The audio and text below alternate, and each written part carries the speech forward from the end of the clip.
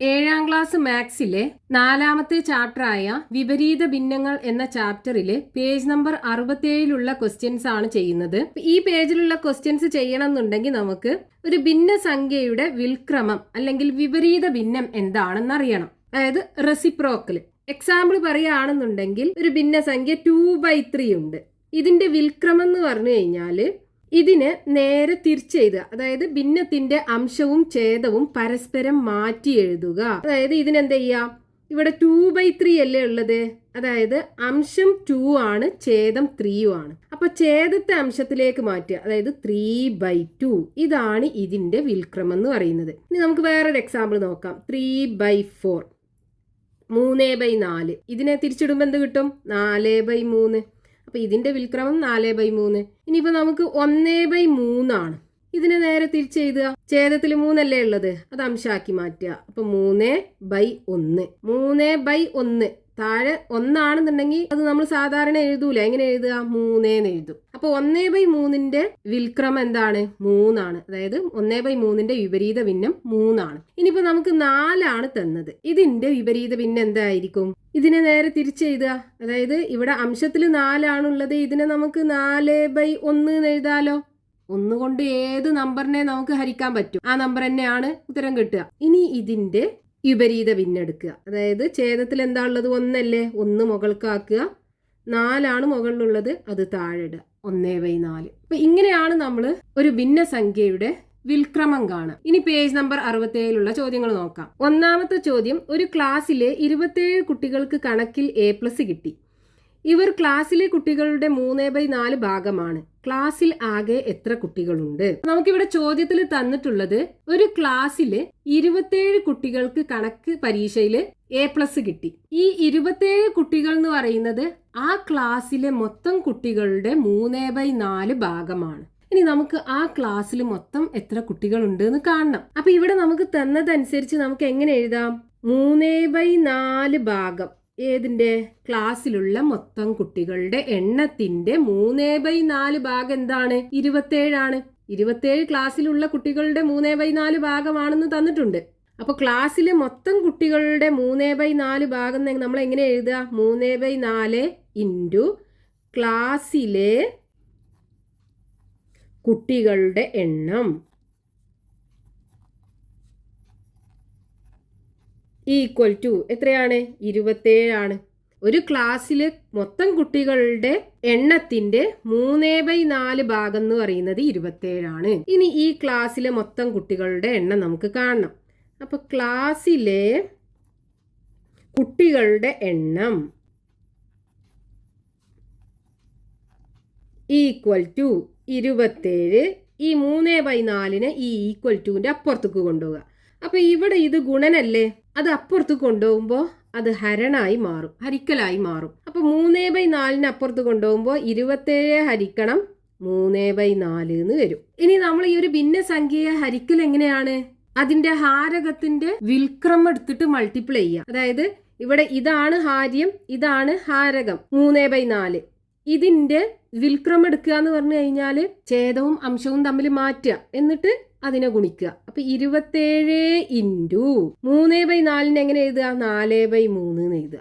ഇനി ഇവിടെ നമുക്ക് എങ്ങനെ ചെയ്യാം? ഈ 27നെ 3 കൊണ്ട് ഹരിക്കാലോ. 27നെ എങ്ങനെ എഴുതാം? നമുക്ക് 3 ഇൻറ്റു 9 എന്ന് എഴുതാം. 3 ഇൻറ്റു 9 27 അല്ലേ, ഇൻറ്റു 4/3. ഈ 3ഉം ഈ 3ഉം കൂടെ വെട്ടിക്കളയാം. ബാക്കി എന്തുണ്ടാകും? 9 ഇൻറ്റു 4 36 കിട്ടും. അപ്പൊ ക്ലാസ്സിലെ ആകെ കുട്ടികളുടെ എണ്ണം എത്ര ഉണ്ട്? 36. അപ്പൊ ക്ലാസ്സിലെ ആകെ കുട്ടികളുടെ എണ്ണം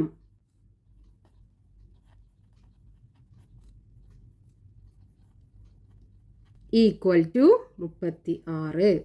ഇനി അതിലെ രണ്ടാമത്തെ ചോദ്യം, 1/2 ലിറ്റർ വെള്ളം ഒഴിച്ചപ്പോൾ ഒരു കുപ്പിയുടെ 2/3 ഭാഗം നിറഞ്ഞു. കുപ്പിയിൽ എത്ര ലിറ്റർ വെള്ളം കൊള്ളും? അപ്പൊ ഇവിടെ ചോദ്യത്തിൽ തന്നിട്ടുള്ള എന്താണ്? ഒരു കുപ്പി.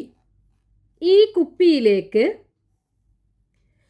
1/2 ലിറ്റർ വെള്ളം ഒഴിച്ചു. അപ്പൊ 1/2 ലിറ്റർ വെള്ളം ഒഴിച്ചപ്പോൾ ഇത് ഈ കുപ്പിയുടെ 2/3 ഭാഗം വരെ ഉണ്ടാകും. അതായത് 2/3 ഭാഗം എന്ന് പറയുമ്പോൾ ഇതിനെ 3 തുല്യ ഭാഗങ്ങളാക്കി മാറ്റിയതിലെ 2 ഭാഗം. ഇതാണ് 2/3 ഭാഗം എന്ന് പറയുന്നത്. അപ്പോൾ ഇതിലേക്ക് അര ലിറ്റർ വെള്ളം ഒഴിച്ചപ്പോൾ ഈ കുപ്പിയുടെ 2/3 ഭാഗം വരെ വെള്ളം ഉണ്ടാകും. ഇനി നമുക്ക് ഈ കുപ്പിയിൽ മൊത്തം കൊള്ളുന്ന വെള്ളത്തിന്റെ അളവ് അതാണ് കാണേണ്ടത്. ഇവിടെ നോക്കൂ, ഈ കുപ്പിയിൽ കൊള്ളുന്ന വെള്ളത്തിന്റെ അളവിന്റെ 2/3 ഭാഗം എന്താണ്? അര ലിറ്റർ ആണ്. അതായത് 2/3 ഭാഗം എന്തിന്റെ? ഈ കുപ്പിയിൽ കൊള്ളുന്ന വെള്ളത്തിന്റെ, കുപ്പിയിൽ കൊള്ളുന്ന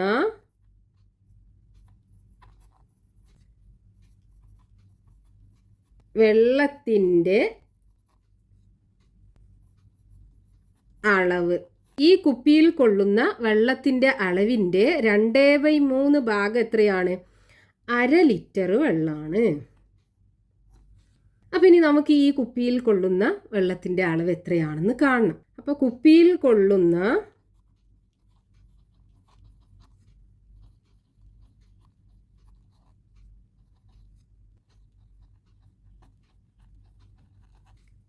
വെള്ളത്തിന്റെ അളവ് ഈക്വൽ ടു ഈ 2/3 ഉണ്ടല്ലോ, അതിനെ നേരെ ഈ ഈക്വൽ ടുവിന്റെ അപ്പുറത്തേക്ക് കൊണ്ടുപോവുക.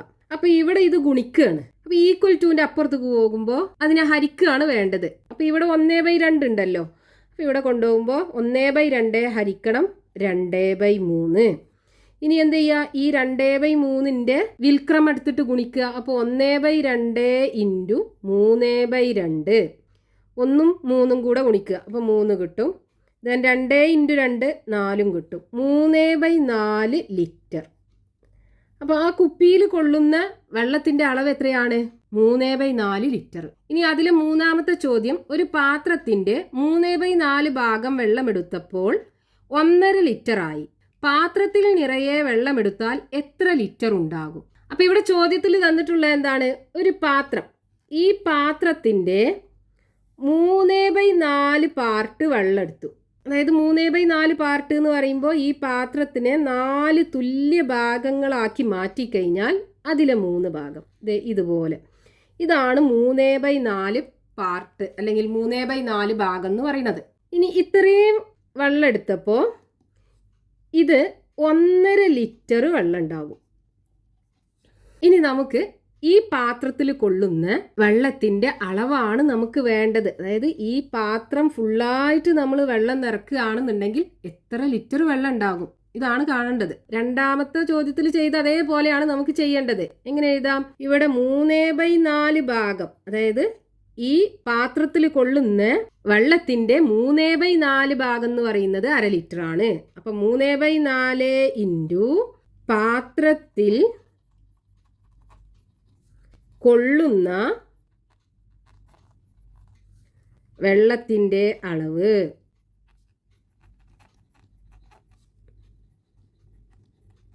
ഈക്വൽ ടു എത്രയാണ്? 1.5 ലിറ്റർ. അപ്പം ഇവിടെ ഈ 1.5 എന്നുള്ളത് മിശ്ര ഭിന്നത്തിലാണുള്ളത്. അതിനെ നമുക്ക് വിഷമ ഭിന്നത്തിലേക്ക് മാറ്റണം. എന്ത് ചെയ്യണം? 1 ഇൻറ്റു 2 കിട്ടും. എന്നിട്ട് അതിക്ക് 1 കൂട്ടുക. അപ്പം 3 കിട്ടും. അപ്പം 3 ഇവിടെ ഛേദത്തിൽ 2 അല്ലേ ഉള്ളത്, അതിട്ട് കൊടുക്കുക. 3/2. ഇനി നമുക്ക് പാത്രത്തിൽ കൊള്ളുന്ന വെള്ളത്തിന്റെ അളവല്ലേ കാണേണ്ടത്. അപ്പൊ പാത്രത്തിൽ കൊള്ളുന്ന വെള്ളത്തിന്റെ അളവ് ഈക്വൽ ടു ഈ 3/4നെ ഈ ഈക്വൽ ടുവിന്റെ അപ്പുറത്തേക്ക് കൊണ്ടുപോവുക. അപ്പൊ ഇവിടെ ഇത് ഗുണിക്കുകയാണ്. അപ്പൊ ഇങ്ങോട്ട് എത്തുമ്പോൾ അത് ഹരണായി മാറും. അപ്പോൾ ഹരിക്കണം 3/4. ഇനി എന്ത് ചെയ്യുക? ഈ 3/4ന്റെ വിൽക്രമം എടുത്തിട്ട് ഗുണിക്കുക. അപ്പോൾ 3/2 ഇൻറ്റു 4/3 വരും. ഈ 3ഉം 3ഉം വെട്ടിക്കളയാം. ബാക്കി എന്തുണ്ടാവും? 4/2. 4/2 എന്ന് പറഞ്ഞാൽ എന്താണ്? 2 ആണ്. അപ്പോൾ 2 ലിറ്റർ വെള്ളം ഈ പാത്രത്തിനകത്ത് കൊള്ളും. അപ്പോൾ പാത്രത്തിൽ കൊള്ളുന്ന വെള്ളത്തിന്റെ അളവ് ഈക്വൽ ടു 2 ലിറ്റർ. ഇനി അതിലെ നാലാമത്തെ ചോദ്യം, ഒരേ നീളമുള്ള 3 നാടകളിൽ 2 എണ്ണവും മൂന്നാമത്തേതിന്റെ പകുതിയും അറ്റത്തോടറ്റം ചേർത്ത് വെച്ചപ്പോൾ 1 മീറ്ററായി.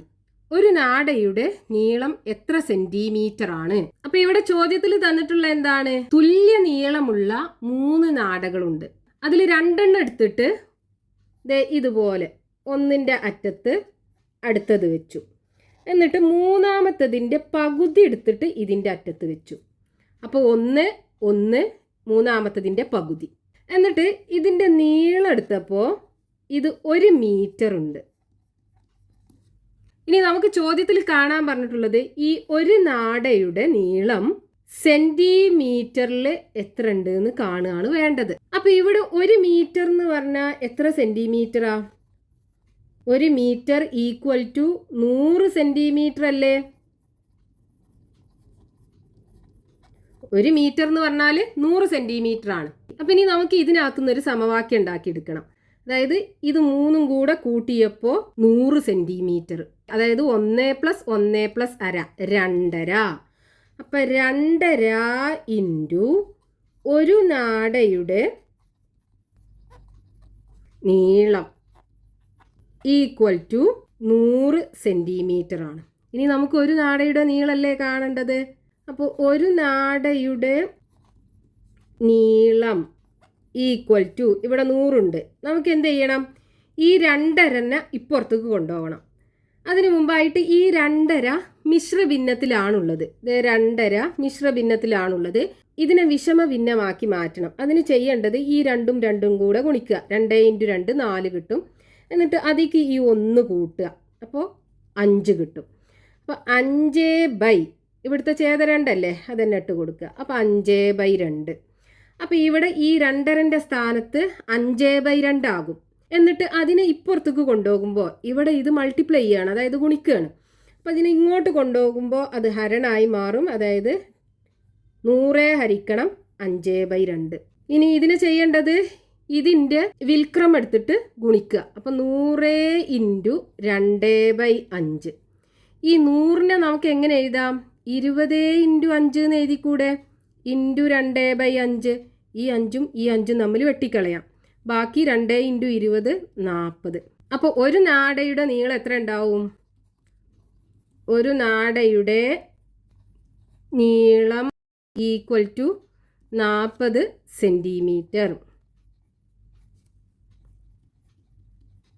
ഒരു നാടയുടെ നീളം 40 സെന്റിമീറ്റർ ഉണ്ടാകും.